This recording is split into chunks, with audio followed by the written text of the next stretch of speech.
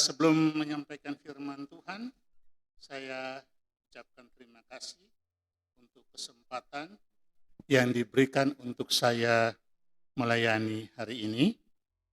Dan saya ambil waktu 1-2 menit menyampaikan ucapan terima kasih kepada Bapak Ibu Saudara yang sudah mendoakan saya dan keluarga, khususnya selama masa istri saya sakit, sampai Tuhan memanggil dia tanggal 10 Maret kemarin. Makasih untuk doa-doa Bapak Ibu, sehingga saya bisa lewati itu dengan pergumulan, tetapi memang itu satu kenyataan yang harus kita lewati, dan Tuhan berikan kekuatan sehingga saya boleh ada sebagaimana saya ada sekarang. Terima kasih Pak Pendeta, terima kasih semua.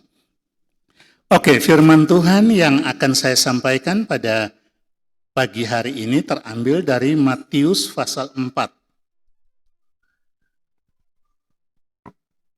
Matius pasal 4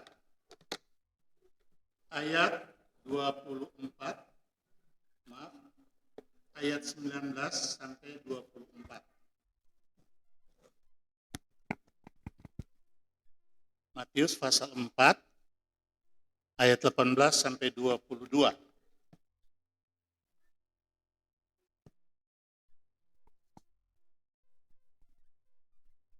Saya akan bacakan untuk kita.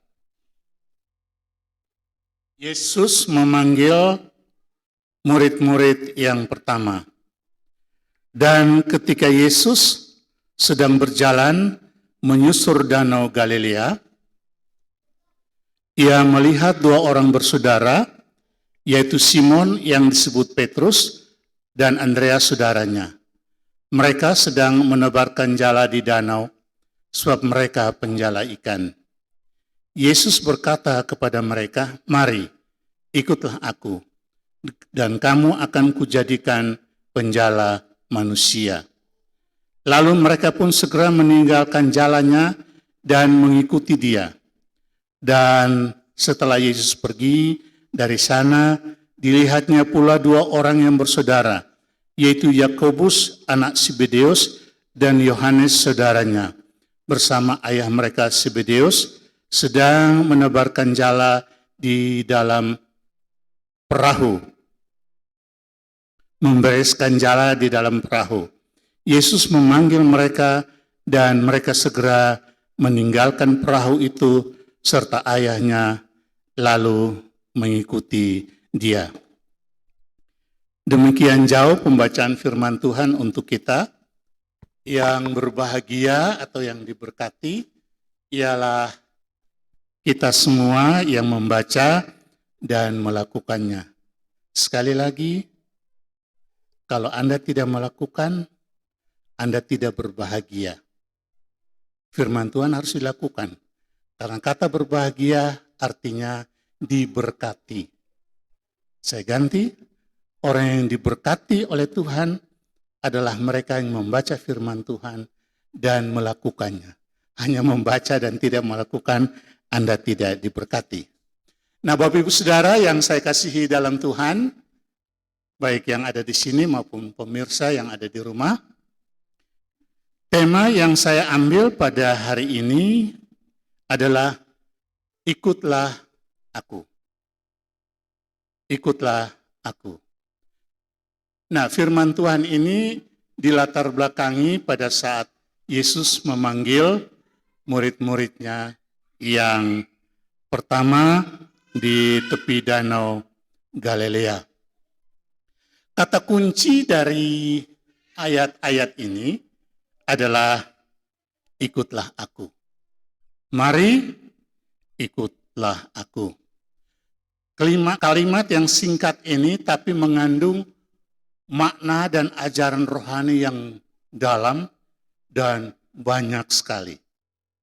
Maka sebentar kita ada interaksi sedikit, karena biasa monolog dari mimbar sampaikan ke jemaat, jemaat hanya terima. Sebentar ada dialog, two-way traffic communication between you and me. Kira-kira bahasa Kerennya begitu. Nah, Bapak Ibu,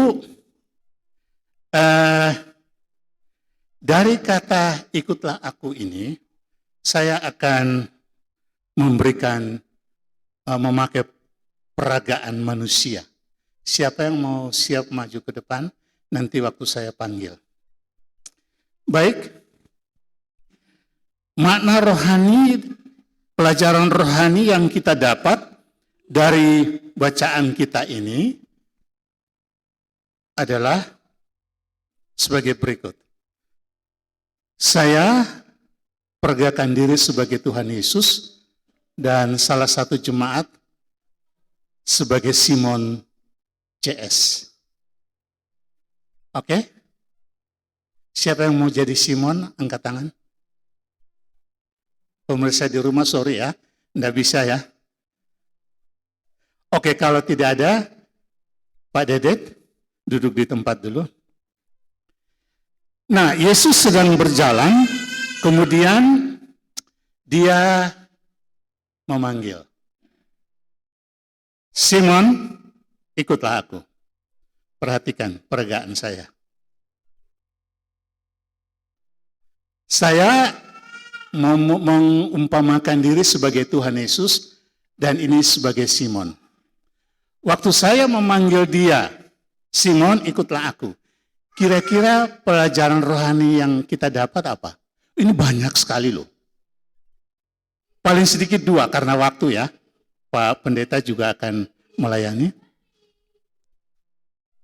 Pelajaran rohani pertama apa? Simon, mari ikutlah aku. Silakan jawab.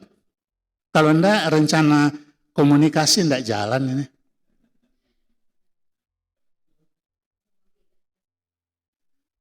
Ya? Oke, sebelum respon. Sebelum mendengar. Mendengar respon itu nanti jadi satu. Saya tahu nama dia, Simon. Mari silakan duduk. Nanti lagi. Karena nanti, nah, saya tahu. Nah, di bagian lain, saya tahu orang yang saya akan panggil. Bapak Ibu, di dalam Yeremia pasal 1 ayat yang kelima, Tuhan bilang kepada Yeremia, sebelum aku membentuk engkau dalam rahim ibumu, aku sudah kenal engkau.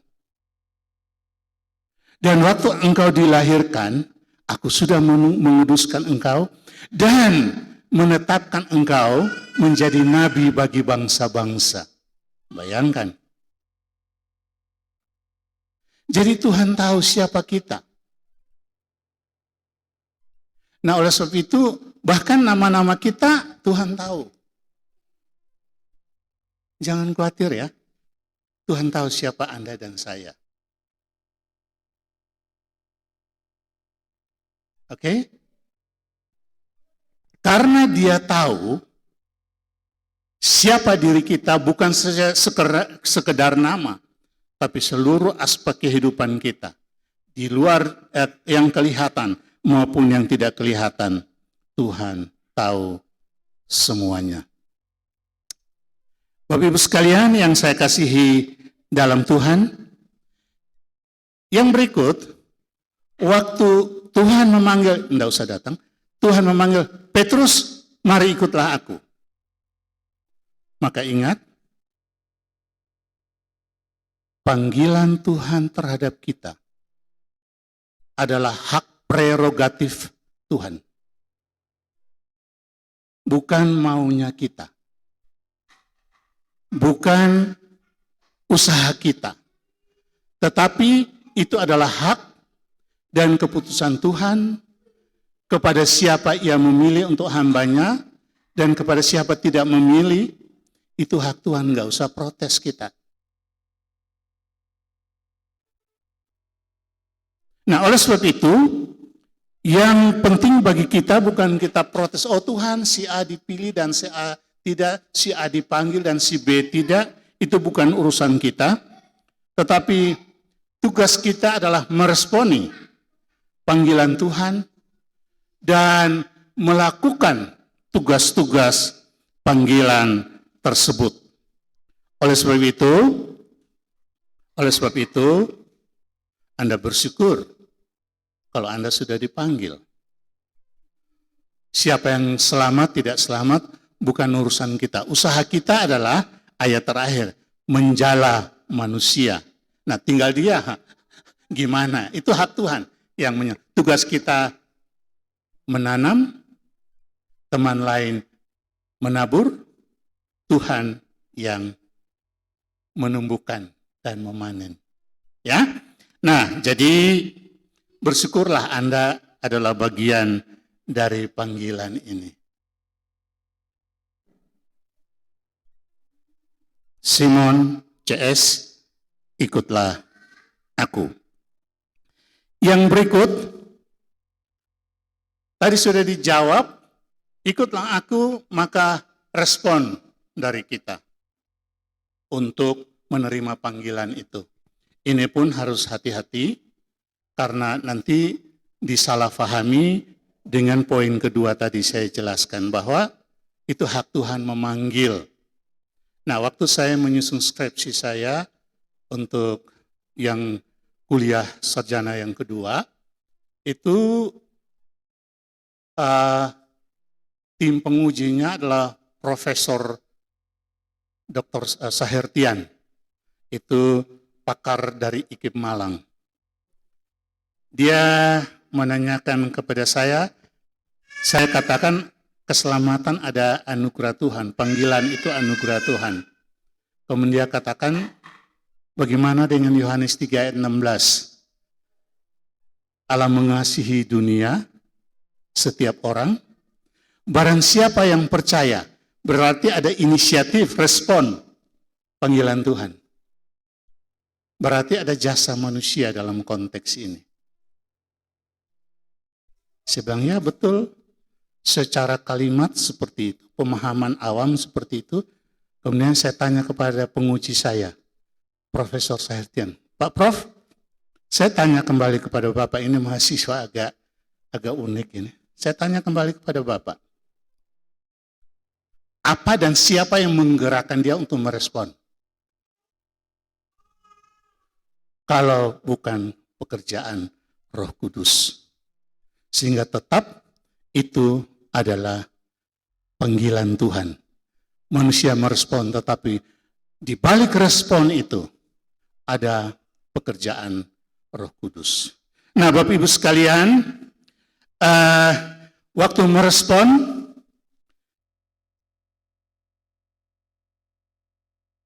Simon meninggalkan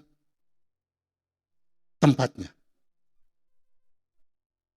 Simon meninggalkan pekerjaannya. Artinya apa? Waktu Anda merespon panggilan Tuhan dan Anda mengikuti Tuhan, konsekuensi logisnya, Anda harus meninggalkan kehidupanmu yang lama untuk datang memulai hidup baru bersama Yesus. Siapa yang ada dalam Kristus, dialah ciptaan yang baru, yang lama sudah berlalu, sesungguhnya yang baru sudah datang. Jadi kata ikutlah aku berarti Anda harus meninggalkan kehidupan yang lama untuk serius mengikuti Tuhan.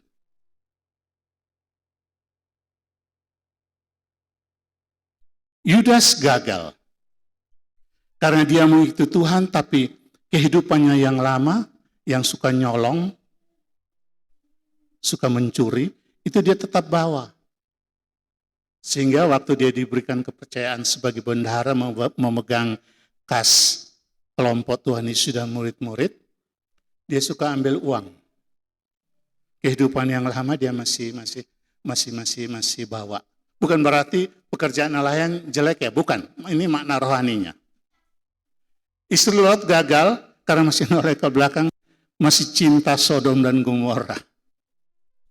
Waktu Anda ikut Tuhan sungguh-sungguh, supaya Anda tidak gagal. Seperti Yudas dan istri Lot, putus hubungan dengan kehidupan negatif yang lama. Nah, Bapak Ibu, berikutnya ialah waktu memanggil dia, Simon, ikutlah aku.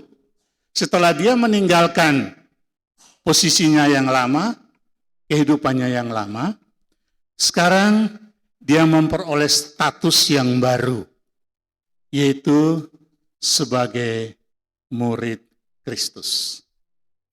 Ya, sebagai murid Kristus. Nah, dalam bahasa Inggris kata murid itu saya hanya ambil dua pemahaman aja ya, secara umum dan secara khusus.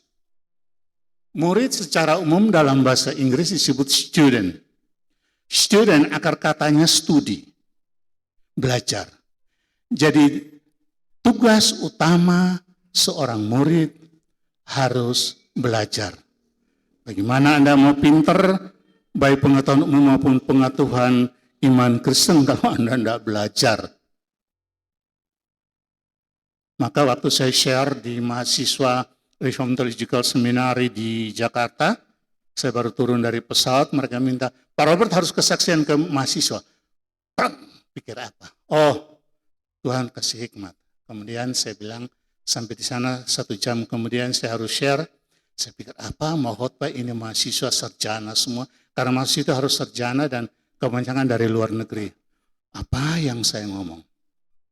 Tuhan kasih hikmat. Kemudian saya berpikir, saya bilang baik, saya akan share ada 4 hal. Pertama, jadi hamba Tuhan harus pinter. Ya, secara pendekatan pengetahuan hamba Tuhan harus pinter. Kenapa? Karena jemaatmu di kota sekarang ini saya bilang di mimbar besar Reform, itu gereja Protestan salah satu terbesar di Indonesia yang menjadi destinasi wisata. Saya bilang kamu tidak akan berdiri di mimbar ini, Pak Stephen Tong tidak akan pakai kamu kalau kamu tidak pinter. Kenapa? Jemaatmu itu profesor, doktor, sarjana, semua menguasai komputer, menguasai teknologi, buku-buku mereka semua baca. Maka Anda harus pintar. Pintar nggak usah bahas ekonomi, Anda bukan ahli ekonomi kok bingung. Ada pendeta yang dari mimbar pergi bahas ekonomi, bahas keamanan, bahas politik. Itu bukan urusanmu. Ada pakarnya. Anda seorang teologi harus menguasai firman Tuhan. Sehingga kalau Anda dalam diskusi, bertanya, dan lain sebagainya, Anda menguasai bidang Anda. Ada 4, saya tidak bahas yang lain karena itu bukan domain di sini. Jadi saya bilang jadi mahasiswa teologi pendeta harus pinter. Ya kalau Anda di kampung, di desa-desa, di hutan udik sana ya Anda khotbah salah orang ngerti. Anda ngomong bahasanya salah orang tidak ngerti. Tapi kalau di kota sini, di jemaat yang seperti Jakarta begini, setengah mati. Waktu saya masih tingkat itu di saat seminar Asia Tenggara, saya harus tugas di Tulung Agung, tapi Dr. Yakub Sada, Robert, you harus ke Semarang. Loh kan sudah ada teman di sana. Enggak, you harus ke sana, tukar. Wah, langsung dia kasih tahu saya. Tapi you ingat, saya pernah praktik di situ. Ada satu ahli hukum, itu sangat pintar terkenal, orang Cina. Tahun 70-an itu pengacara terkenal di Indonesia. Saya lupa nama dia. You turun dari mimbar, nanti konsistori lu diinterogasi. Lu ditanya tentang khotbahmu. Oh langsung saya mau copot, duk baru tingkat 2, mateng aku. Tapi ya sudah, saya naik mimbar, habis turun di konsistori, bagus anak muda. Waduh, hamba Tuhan dipanggil anak muda. Ya memang saya masih muda, tahun 80 ya, 42 tahun yang lalu. Jadi waktu itu, zaman itu loh. Lah apalagi sekarang ini. Semua sudah, Anda baca, maka itu saya kalau persiapan diri sendiri, Anda buka di tafsiran, Anda tidak akan ketemu naskah saya ini. Karena ini analisa saya sendiri. Kurang lebihnya saya punya sendiri. Kan gitu. Coba buka di tafsiran mana, nggak dapat. Tapi selamat melayani. Tapi kalau kita hanya tinggal kutip-kutip, oh dia kutip dari sini, oh buku ini. Nah, jadi kita harus pintar. Ya, murid, tugas seorang murid adalah belajar. Belajar apa? Alkitab mencatat, belajar firman Tuhan. Ulangan 6, sejak kecil harus belajar firman Tuhan, dididik dengan baik. Sehingga kuat dan kokoh dalam pengetahuan dan iman. Contohnya waktu Musa, dia masih usia 40 tahun di Mesir, kemudian dia katakan saya anak Tuhan dari mana? Karena dia belajar sejak kecil, karena sistem pendidikan Yahudi itu menjadi Shema. Apa ya? Satu ungkapan yang bahwa pendidikan begitu. Hai orang Israel, Tuhan Allah, belajar siang malam duduk beri belajar. Maka mereka orang terpintar di dunia. Nah, oleh sebab itu kita sebagai murid harus belajar. Sehingga kalau diskusi tanya jawab, kita punya sedikit bahan untuk bisa melayani dan bisa menjawab pertanyaan. Maka Tuhan panggil murid-murid, Simon dan teman-teman dia, bukan langsung suruh pergi melayani. Mari belajar dulu, jadi murid 3,5 tahun, baru tak utus kamu pergi. Utus pun tidak seutus begitu aja, secara pengetahuan mereka sudah hebat, apalagi secara usia sudah mantap karena panggilan dan pelayanan untuk orang Yahudi, menurut Taurat harus 30 tahun. Mereka diperlengkapi dengan otoritas, diberkati sebelum naik ke surga, sebelum diutus, Tuhan menumpang tangan ke atas mereka, diberkati. Keempat, mereka diurapi dengan Roh Kudus, ada kuasa, diberikan kuasa untuk melayani. Dan Matius 28, aku akan menyertai, ada penyertaan Tuhan. Jadi sekarang itu kayak mendapat tantangan berat. Anda boleh buka di YouTube, waduh, di situ pertanyaan ini, pertanyaan itu, diskusi ini. Kita perlu belajar supaya kita juga pintar di dalam iman kita, sehingga kita bisa menjalani hidup ini, iman kita kuat dalam menghadapi tantangan iman. Itu murid. Ada 2 kata, tadi itu kata student, dari akar kata studi, yaitu belajar. Yang kedua, murid di dalam Alkitab bahasa Inggris, itu diterjemahkan disciple. Dia tidak pakai student, disciple. Kata disciple itu akar katanya dari akar kata disiplin. Jadi disciple of Jesus. Disciples of Jesus itu murid-murid Yesus. Kalau terjemahan dalam bahasa Inggris, kalau sudah menyinggung para murid, pasti pakai kata disciple. Kata disciple akar katanya disiplin. Artinya apa? Bukan saja pengetahuan, dia tahu semua, pintar, tapi dia juga harus tertib, taat, dan seterusnya. Hidup tertib. Ya, di dalam catatan saya, di situ dikatakan bahwa taat melakukan perintah Tuhan. Taat melakukan perintah Tuhan. Maka Tuhan Yesus bilang kepada orang-orang, jangan kepada orang-orang para pendengar khotbah dia bilang begini, kamu jangan meniru gaya hidup para Farisi dan ahli Taurat. Mereka hanya banyak tahu dan bisa mengajar. Sekali lagi, mereka pintar dan tahu dan banyak bisa mengajar, tapi tidak melakukan firman Tuhan. Oleh sebab itu, dengarlah mereka, lakukan firman Tuhan. Jangan ikut mereka hanya dengar dan tidak melakukan. Sehingga tadi pembukaan Anda akan diberkati. Kata disciple minta kita untuk taat, tertib, setia, dan bertanggung jawab. Itu kata disiplin atau disciple. Waktu Anda datang tepat waktu, masalah waktu, wah orang ini disiplin. Anda melaksanakan tugas Anda dengan tepat waktu, wah orang ini disiplin. Anda, pokoknya aturan yang Anda tepati, Anda disebut disiplin. Betul enggak?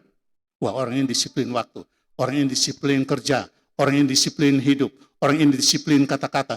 Oh disiplin semua. Jadi berkati dengan tingkah laku hidup. Kalau digabungkan antara student and disciple, maka lengkaplah sudah. Banyak tahu, tapi juga melakukan. Bukan orang yang bersuruh Tuhan, Tuhan yang masuk surga, tapi mereka yang melakukan. Yakobus bilang, iman tanpa perbuatan, imanmu mati. Oke, ini satu kata, ini bahas mungkin lama loh ya, tapi tidak apa-apa. Ikutlah aku, Simon ikutlah aku. Kalau ini harus datang. Simon sini. Perhatikan, Simon ikutlah aku. Kami dua berdiri di sini menandakan apa? Coba jawab, sederhana aja. Kedekatan, apalagi? Kebersamaan. Terima kasih, Anda sudah jawab. Waduh, bahaya Simon ini udah pintar ini. Nah, waktu kita meresponi datang bersama Yesus, maka satu hal yang meyakinkan kita adalah kita bersama Yesus, Yesus bersama kita, Immanuel. Benar? Waktu Anda datang kepada Tuhan, hidup bersama Tuhan, ya.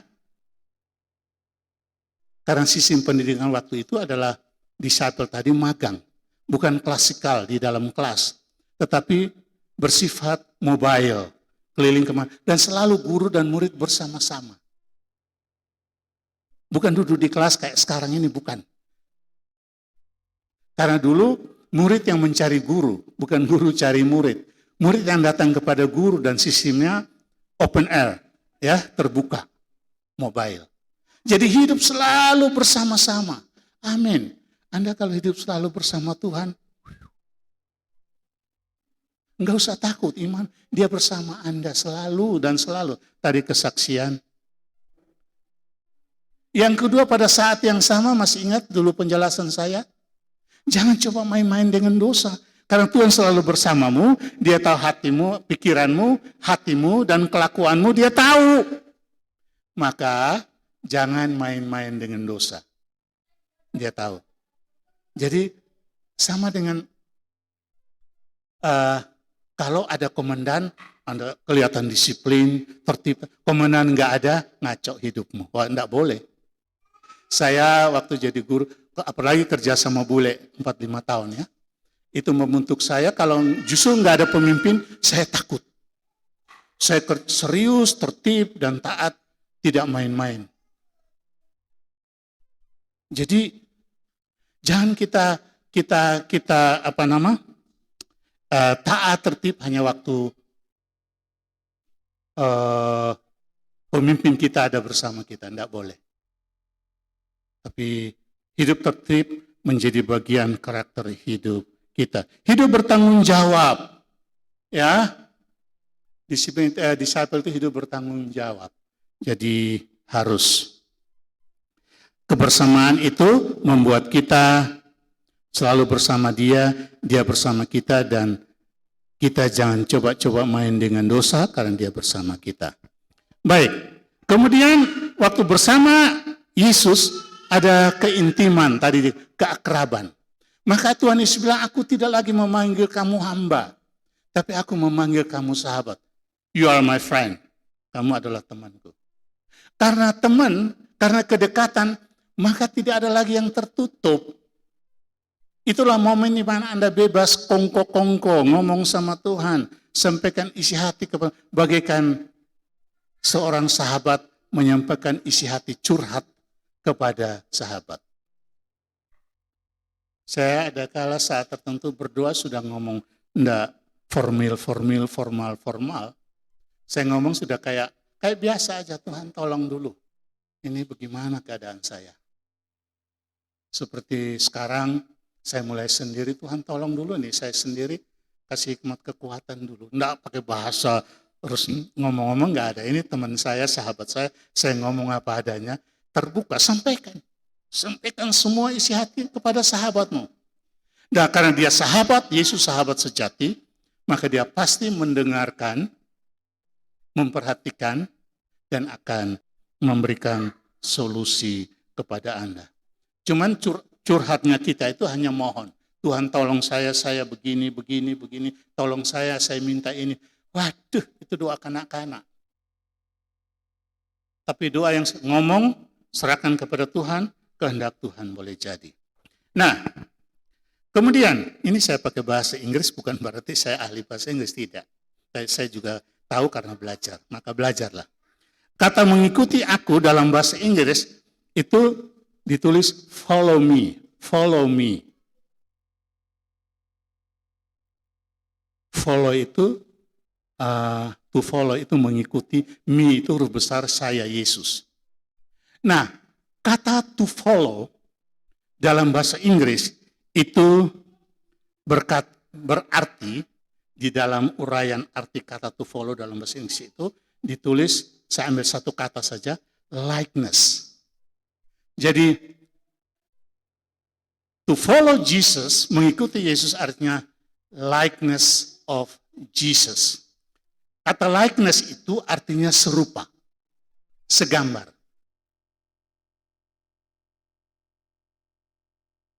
Sebab kita dicipta serupa dan segambar dengan Allah.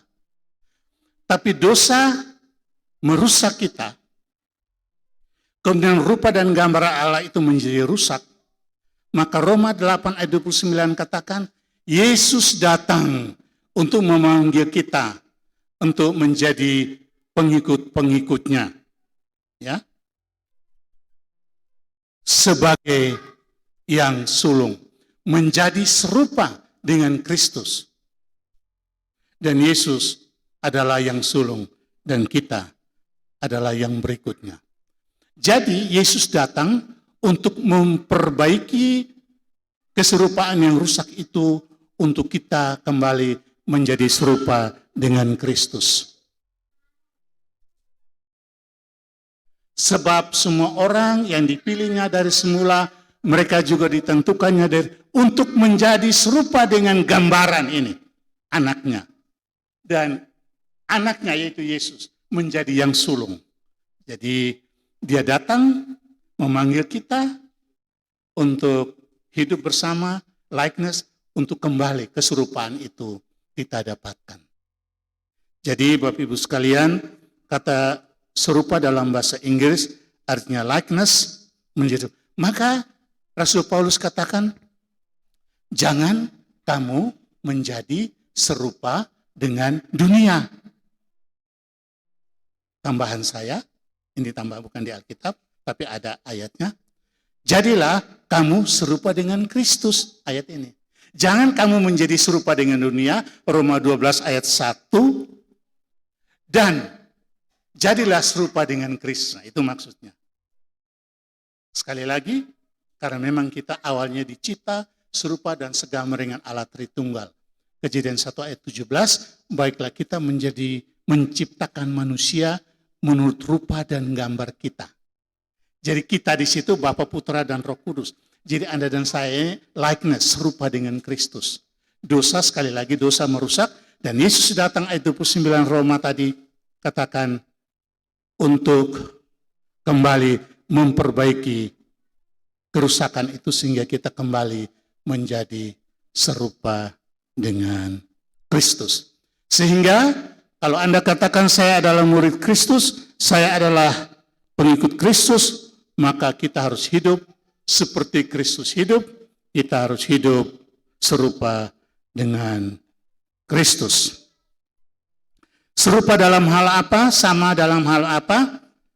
Kalau Kejadian itu dalam sifat dan karakter, tapi saya ambil di sini aplikasi praktis, yaitu serupa dalam pengorbanannya. Filipi pasal 2 ayat 5 sampai 8, Yesus rela meninggalkan surga demi Anda dan saya, bahkan rela mati di kayu salib. Dia tidak egois, dia memberikan yang terbaik untuk kita.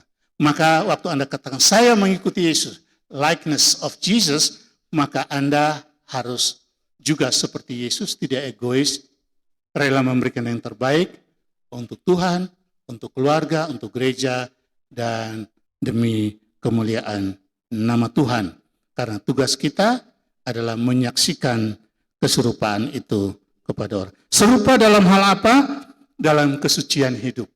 Ibrani katakan Yesus, supaya muncul, Ibrani 4 ayat 15, itu Yesus hidup sebagai manusia dalam segala hal itu seperti kita.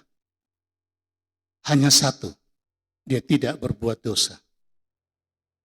Ibrani 4 ayat 15. Maka kalau Anda katakan saya mengikuti Yesus, maka Anda harus seperti Yesus. Anda hidup seperti biasa, seperti yang Anda lakukan, mau bekerja, tapi di dalam semua kehidupan Anda jangan coba-coba berbuat dosa. Tadi saya katakan dia bersama Anda bersama dia dan dia tahu. Dan kalau Anda sekali lagi Anda katakan saya mau mengikuti Yesus, berarti saya harus hidup suci seperti Yesus. Maka firman Tuhan bilang, coba buka Efesus 1 ayat 4. Efesus 1 ayat 4. Sebab di dalam dia, Kristus, Allah telah memilih kita sebelum dunia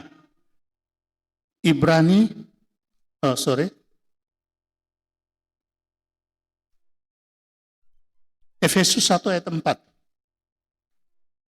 Sebab di dalam dia Allah telah memilih kita sebelum dunia dijadikan. Untuk apa? Semua baca untuk apa? Untuk apa? Hidup kudus, tak bercacat. Di situ dikatakan hidup kudus tak bercacat. Di hadapan Tuhan, memang kita dipanggil untuk itu.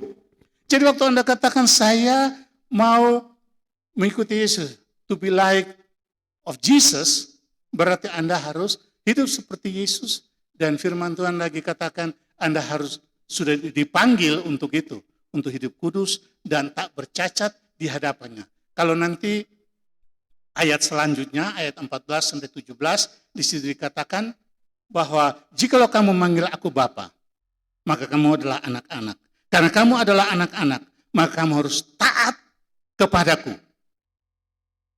Hidup taat seluruh hidupmu, matamu, kakimu, tanganmu, seluruh hidupmu.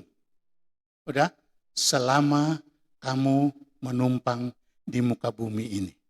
Jadi selama kita hidup kudus dengan cara apa? Taat di dalam seluruh hidupmu. Selama kita hidup. Pertanyaannya, Pak Pendeta, aduh sulit ini bagaimana? Bisa enggak hidup kudus 5 tahun? Bisa enggak? Kalau 70 tahun, Mazmur 90 kata, bisa hidup kudus 70 tahun? Saya kompromi, langsung potong berapa ini? Tinggal 7. 90% potong, tinggal 10%. 7 tahun bisa? 7 tahun potong lagi tinggal 1%. 7, oke, enggak usah 1. 7 bulan bisa? Tanpa dosa? 7 minggu bisa? 7 hari bisa? Enggak bisa. Maka itu Pemazmuran 23 katakan, Tuhan menetapkan langkah-langkah kita. Yaitu orang yang hidupnya, Tuhan menetapkan langkah-langkah orang yang hidupnya berkenan kepadanya. Perhatikan, orang-orang yang hidup berkenan kepadanya. Kalimat itu bilang apa? Apabila dia jatuh. Bisa jatuh, enggak jatuh. Pertanyaan saya, jatuh itu sengaja enggak? Enggak. Kalau Anda sengaja jatuh, Anda gendeng gitu, enggak normal itu. Enggak sengaja. Petrus yang dipanggil ini nanti dia jatuh. Enggak berencana. Tapi dia balik, Tuhan pakai dia menjadi hamba yang hebat. Jadi penekanan di sini, saya berusaha untuk tidak lagi ingin berbuat dosa. Saya berusaha untuk tidak mau melakukan dosa. Tapi mungkin satu saat saya bisa jatuh. Tapi cepat bangun, minta ampun. Begitu mata Yesus bertatapan dengan mata Petrus, Lukas katakan, maka sadarlah ia. Dia pergi menangis dan minta ampun kepada Tuhan. Kemudian Tuhan pakai kita. Untuk sementara waktu Tuhan tidak panggil dia. Dia hanya panggil dia kembali ke Simon. Bukan murid lagi. Tapi setelah dia, Tuhan pakai dia. Sekali lagi. Menjadi pengkhotbah yang besar. Sekali khotbah 3.000 orang bertobat. Nah Bapak Ibu sekalian yang saya kasihi dalam Tuhan. Kita memang hidup di dalam dunia. Tapi jangan sampai dunia hidup di dalam kita. Bapak Ibu yang saya kasihi dalam Tuhan, yang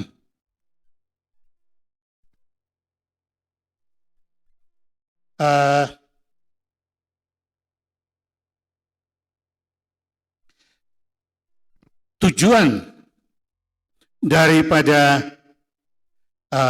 Tuhan memanggil yaitu untuk menjadi penjala manusia. Ayat 22 bacaan kita. Dan memang itu tugas utama. Karena kita menjadi serupa dengan Kristus, ada serupa juga bukan dalam kehidupannya, tapi juga dalam visi dan misi. Dia datang ke dunia, visi dan misinya ialah menyelamatkan dunia, visinya ialah action, dia datang ke dunia. Dan dia panggil para murid, mempersiapkan para murid untuk menggantikan dia. Setelah tugasnya selesai, pemuritan yang disebut atau regenerasi tugas, maka setelah dia didik mereka selama 3,5 tahun, dia pergi dan tugas itu dilanjutkan oleh para murid, dan sampai hari ini kita pun diminta, ditugasi, yang menyebut dirinya murid pengikut Kristus. Tugas kita adalah untuk melayani. 1 Petrus pasal 2 ayat 9 dan 10 bilang begini, Petrus bilang begini, kamu bukan umat siapa-siapa kamu dulu. Kamu bukan umat Allah, kamu dulu tidak dikasihani, tapi sekarang kamu menjadi umat Allah dan kamu dikasihani. Karena kamu dipanggil keluar dari kegelapan dosa ke dalam terangnya yang ajaib. Untuk memberitakan perbuatan-perbuatan besar yang telah memanggil kamu. Ya, 1 Petrus tolong. 1 Petrus pasal 2, 9, 10. Jadi kita dipanggil keluar dari kegelapan dosa menjadi murid Kristus adalah untuk memberitakan, kita dulu tidak siapa-siapa. Kita sekarang menjadi umat Allah. Di situ kata menarik adalah imamat yang rajani. Yaitu imam itu orangnya, imamat itu pekerjaannya. Pekerjaan seorang imam itu untuk melayani ya. Nah, di sini dikatakan supaya belum muncul. 1 Petrus pasal 1 ayat pasal 2 ayat 9 dan 10. Jadi di situ itu kamu dulu bukan siapa-siapa, tapi aku memilih kamu. Kemudian aku memakai kamu menjadi imam yang rajani, menjadi imam itu, imamat itu pekerjaan melayani raja Tuhan. Kamu dulu bukan siapa-siapa, sekarang dipilih menjadi umat Allah, umatku. Untuk apa? Memberitakan perbuatan-perbuatan besar dari Dia yang telah memanggil kamu. Jadi waktu Anda dipanggil, tugas utama kita adalah untuk memberitakan panggilan tanggung jawab untuk memberitakan firman Tuhan. Matius 28 sudah jelas, pergi untuk memberitakan Injil, kemudian sampai ke ujung bumi. Kisah Rasul 1 ayat 8, mulai dari diri kita, lingkungan kita, keluarga kita, kota kita, bahkan sampai negara kita, bahkan sampai ke ujung bumi. Ya. Kisah 1 ayat 8 itu mulai dari diri, berkembang ke keluarga, berkembang ke kota, berkembang ke negara, bangsa, seluruh dunia. Ya. Nah, sebab itu memang tidak gampang untuk menyebut diri sebagai pengikut Kristus. Nah, ini ada banyak, jadi saya sudah persingkat. Jadi intinya adalah Tuhan memanggil tidak membeda-bedakan. Ada orang sederhana seperti nelayan, tentu diperlengkapi untuk melayani sesuai kapasitasnya, kemampuannya, dan untuk orang-orang tertentu. Tidak mungkin Petrus disuruh pergi berdebat lawan para filosof, raja-raja, panglima-panglima pasukan Romawi. Tetapi Tuhan panggil juga untuk orang-orang biasa, ya. Tapi Tuhan panggil juga orang-orang pintar seperti Rasul Paulus dengan pendidikan yang tinggi, kemudian dia diberi kepercayaan untuk pergi berdebat dengan para filosof, orang-orang pintar di mana-mana untuk menangkan jiwa dan dikirim ke mana-mana karena dia pintar. Makanya tadi awal saya katakan, jadi hamba Tuhan mau jadi harus pintar. Jadi Anda tidak usah pikir, saya mau jadi Rasul Paulus, harus pintar seperti pendeta A, pendeta B, hamba A, hamba B, hamba Tuhan. Tidak usah. Yang penting kemauan Anda, mau melayani enggak. Kalau sudah ada, mau respon pada panggilan itu, kalau sudah ada, harus belajar. Petrus 3,5 tahun dan teman-temannya untuk melayani di sekitar mereka.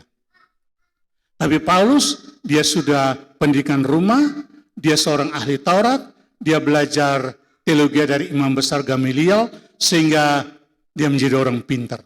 Maka dia mampu berdebat dan mampu meyakinkan orang-orang pintar. Nah, sebab itu Bapak Ibu, saya mau ikut Yesus, maka saya siap untuk segala aspek di dalam hidup saya, dan akhirnya siap untuk menjadi penjala manusia.